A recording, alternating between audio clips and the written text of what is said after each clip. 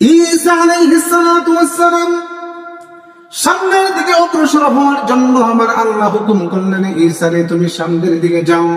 তুমি মনে করেছো তোমার চাইতে বড় বুজুর্গ বুঝি পৃথিবীতে আর কেউ নাই, একটু সামনের দিকে তুমি অগ্রসর হও।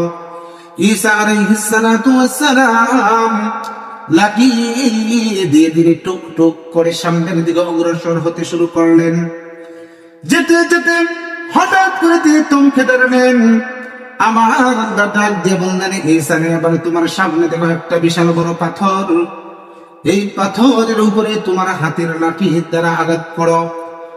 ঈসা আলাইহিস সালাতু ওয়াস সালাম হাতের লাঠির দ্বারা যখন তিনি আঘাত করলেন, আঘাত করার সাথে সাথে সেই পাথরের ভেতরে ঈসা পয়গম্বর লক্ষ্য করে দেখেন একজন বুজুর্গ ব্যক্তি বসে বসে আমার মাওলা পাকের জিকির করতেছে। বলেন সুবহানাল্লাহ। সুবহানাল্লাহ।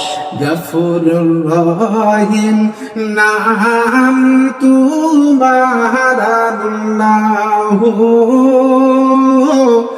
আল্লাহু আল্লাহ, রহিমুর রহমান নাম তোমার আল্লাহু আল্লাহু আল্লাহ। ঈসা পয়গম্বর জিজ্ঞেস করলেন, মুরব্বী কত বছর ধরে আপনি পাথরের ভেতরে ইবাদত করেন, মাওলা পাকের জিকির করেন?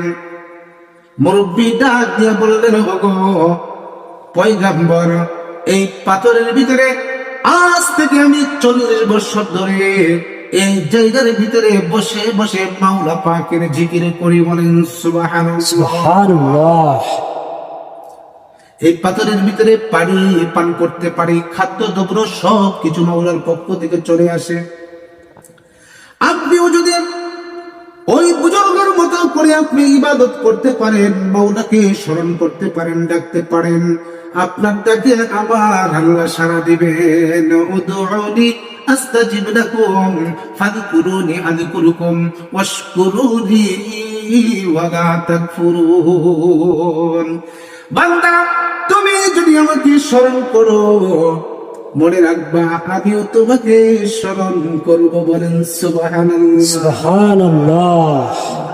अल्लाह अल्लाह क्या मुबारक नाम है, अल्लाह अल्लाह आशिकों का काम है।